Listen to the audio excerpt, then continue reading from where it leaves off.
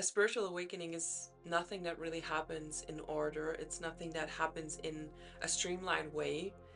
It happens through finding a lot of nuggets of wisdom and finding a lot of puzzle pieces that over time we can bring together and we can make sense of.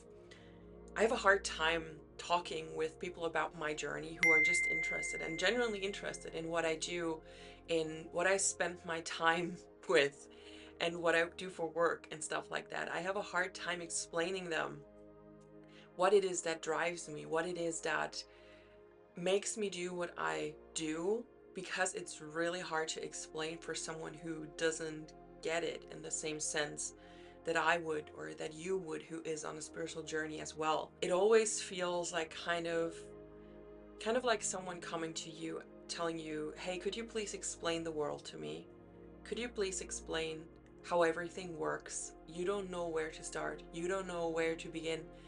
You don't know what to say. And that's kind of how it feels to me when someone tries to understand what I'm doing. So, what I've learned along my journey is to give away and to share as many little nuggets of wisdom and as many little puzzle pieces as I can, because I can never know who needs that exact puzzle piece. So, today I want to give you some of my puzzle pieces that really helped me understand some things deeper. And not everything may completely make sense right now, but some of these may actually be the missing link for you to understand some greater concepts, for you to really move forward on our spiritual journey. And I feel like that's also the beauty of it, not knowing what puzzle piece is going to propel you forward next. A spiritual awakening and a spiritual journey in general is so unpredictable, and the tiniest little information can create such a huge shift within you. It can create like an evolution that you didn't see coming without that nugget of information. So, without babbling on, I want to share some spiritual facts that may shock you, but that also may bring you closer to understanding the bigger picture. Fact number one is that most humans are stuck in an incarnation cycle that they are not aware of. They are stuck in patterns and in soul contracts that they are yet to realize and to change. But until that happens, they are reincarnating into different lifetimes, basically having the same or very similar experiences. On a soul level, you always choose that you are going to forget. You know the rules before you come here. You agree to forgetting. But once you become a human, once you incarnate on this planet, it suddenly is getting real. And it feels almost like a trauma to the soul to actually forget. And it can take a lot of lifetimes to reconnect and to have that spiritual awakening in whatever form that may come to you, and to really reconnect with your higher dimensional parts. Because once we are stuck in an incarnation cycle, and once we are repeating a lot of patterns, and we are getting more and more dragged into this physical world, it's harder to remember. It's harder to have a spiritual awakening or even connect with your intuition. That is why so many people are so oblivious of who they truly are and what their true nature is like. And this is not something that we have to judge or something that we can categorize people into. Like, this category of people is more awake, that's why they are better. This category of people is more asleep, that's why they are worse than others. That is not how it works. Like, everyone is a sovereign soul. Everyone has all the wisdom and all the sovereignty and knowledge on a deeper level.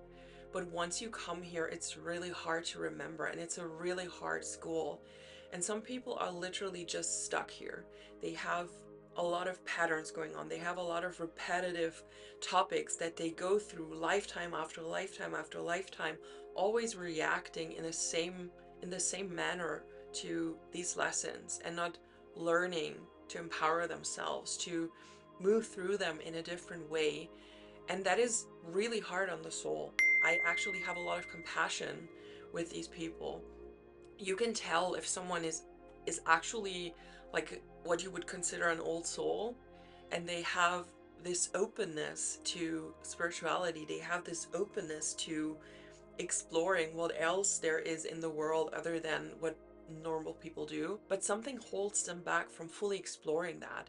And that is usually someone who is actually a very advanced soul and who has had a lot of past lifetimes, a lot of experiences, who is further on in their incarnation cycles, but they are still stuck and they are still repeating the patterns that they are meant to break.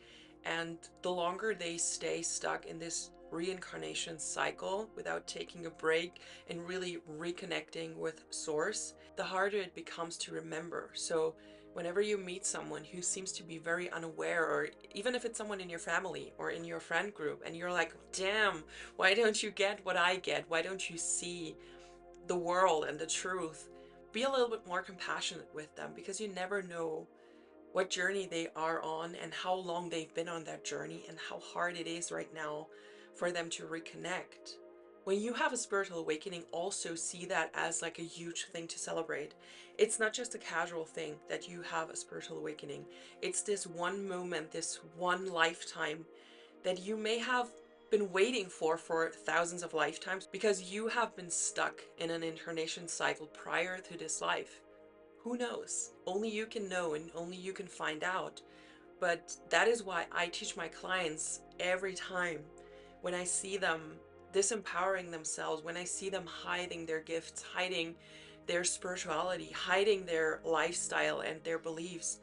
I always tell them, be proud of that, celebrate it. It doesn't matter if other people get it. It doesn't matter if other people laugh about you.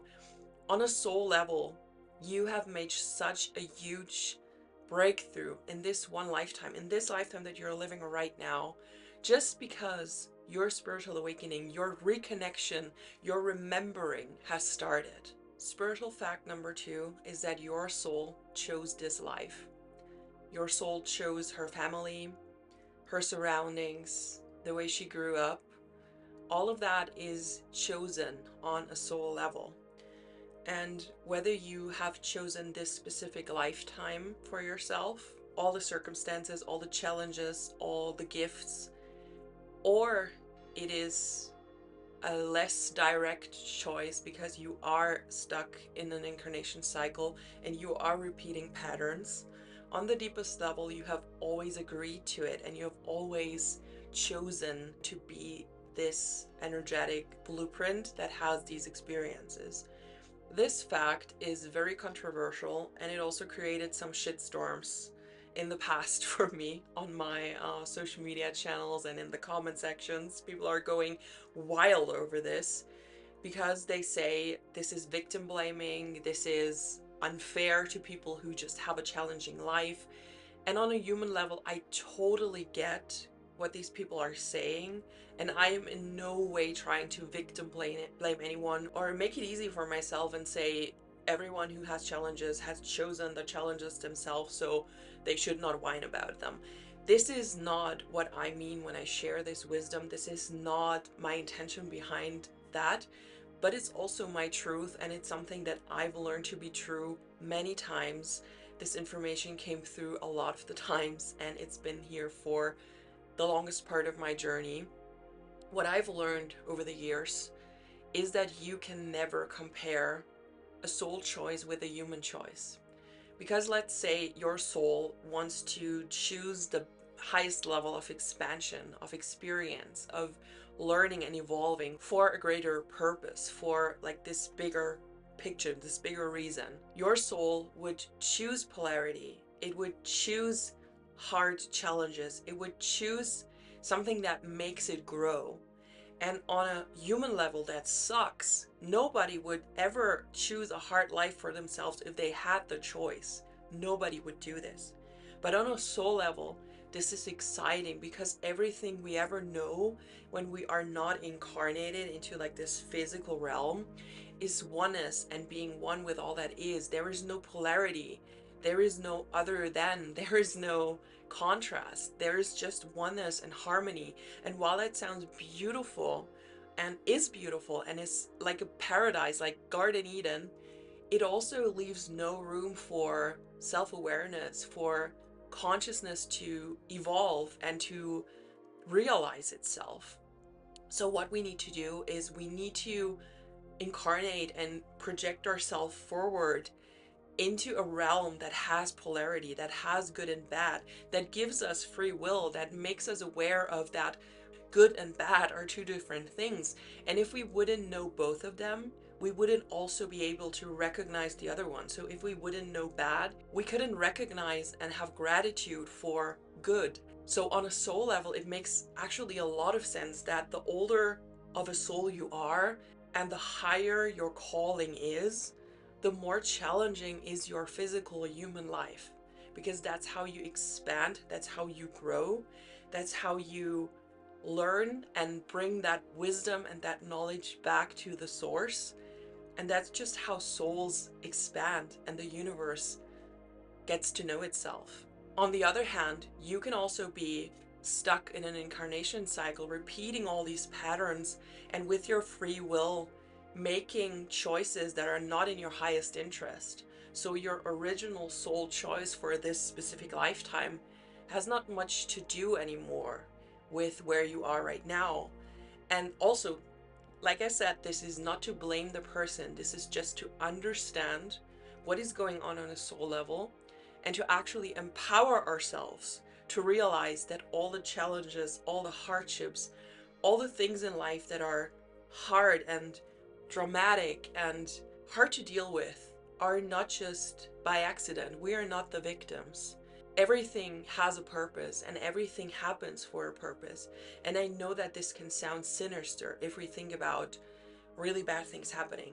This is not my intention at all. But once you get to that level of understanding, you will feel in your heart that a soul choice can never be compared with a human choice, and that you can never blame a human being for the challenges in their life, because the difference between a soul choice and a human choice, just vibrationally, energetically, is so vast that they don't have a lot in common, but yet they are connected, because as a human being, you're not just this flesh body, you are a multidimensional, massive, huge, humongous being in the cosmos. Fact number 3 is that time is an illusion, and so is death. Your soul exists outside of time and space.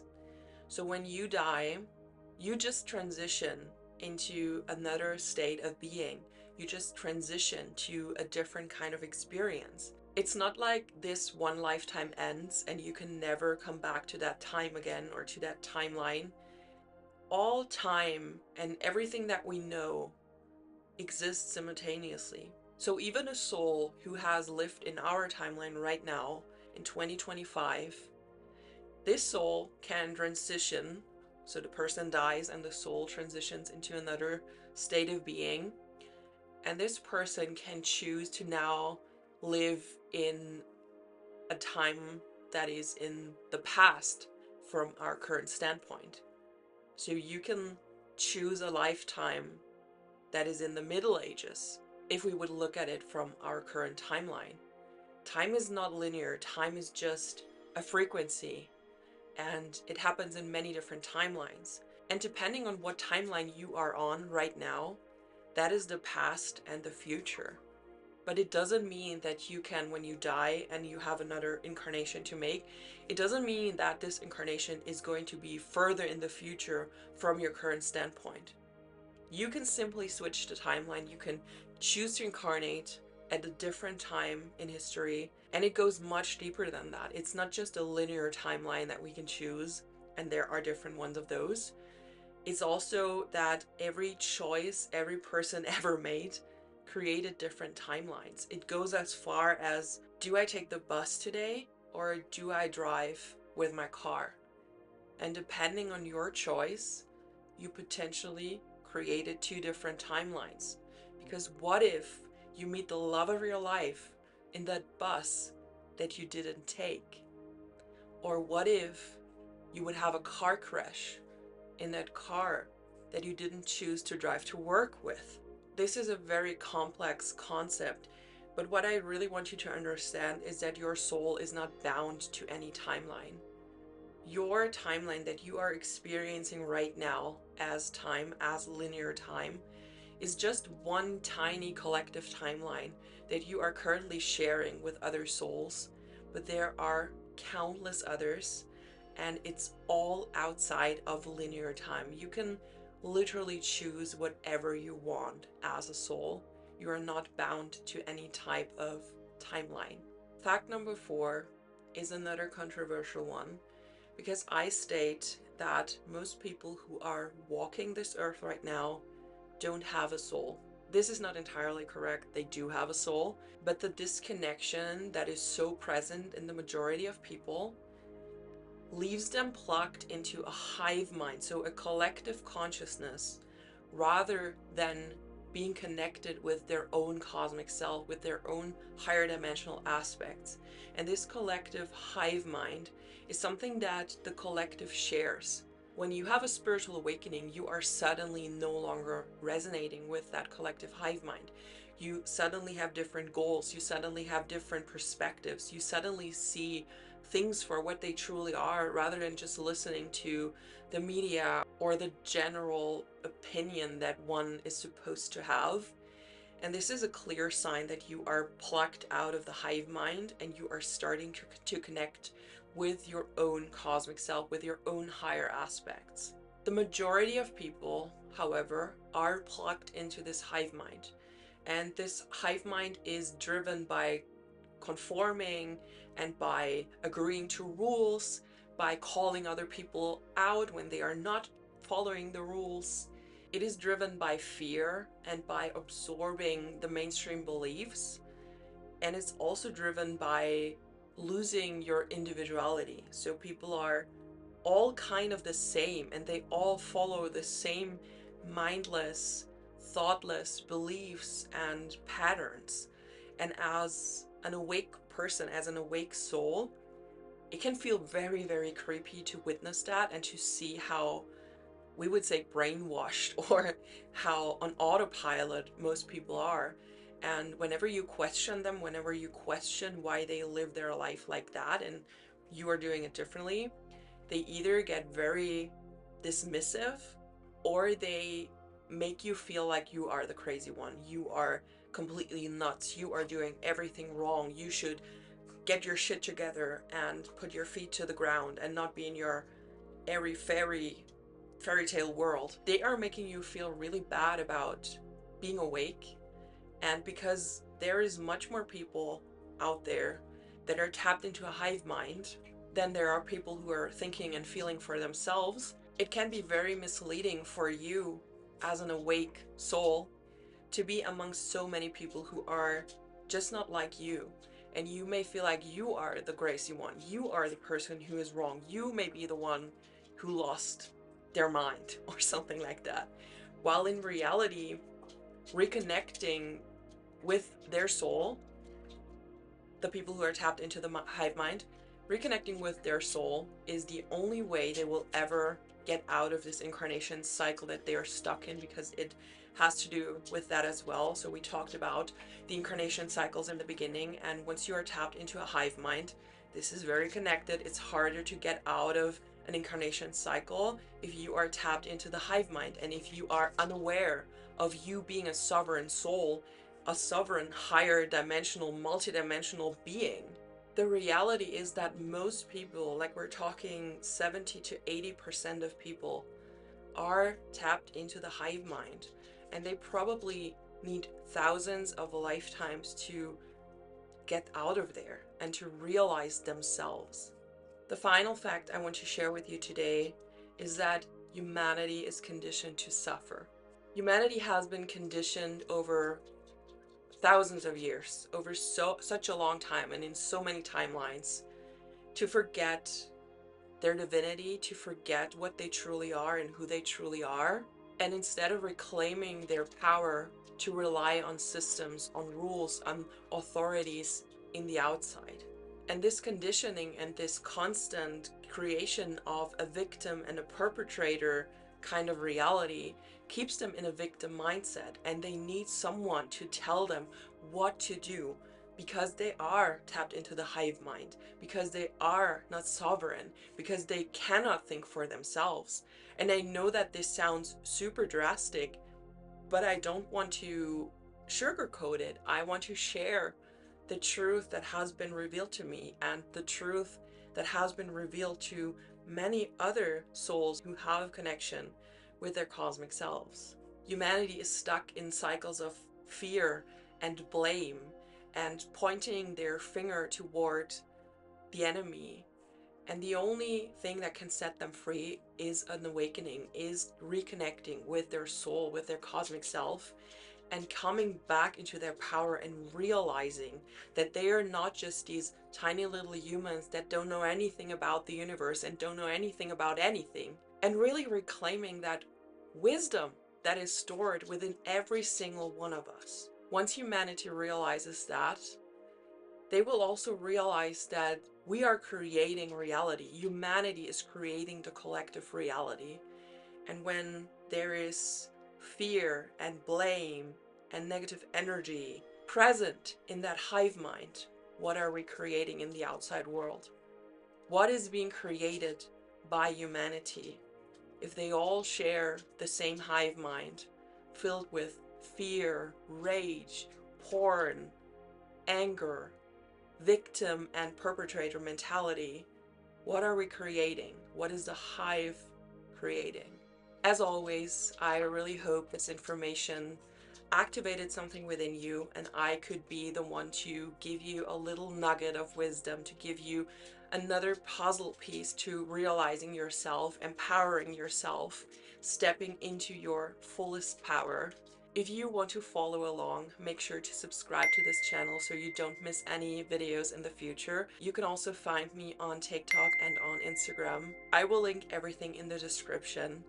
If you want to work closer with me and if you are ready to really fully step into your power and become the spiritual leader you will always meant to be, and your higher calling is so loud that you can no longer ignore it, I invite you to apply for my Cosmic Wonders mentorship, where I will support you and guide you and teach you everything you need to know to build your spiritual business from scratch and to cultivate a beautiful community of awakened souls that can benefit from your content and your wisdom.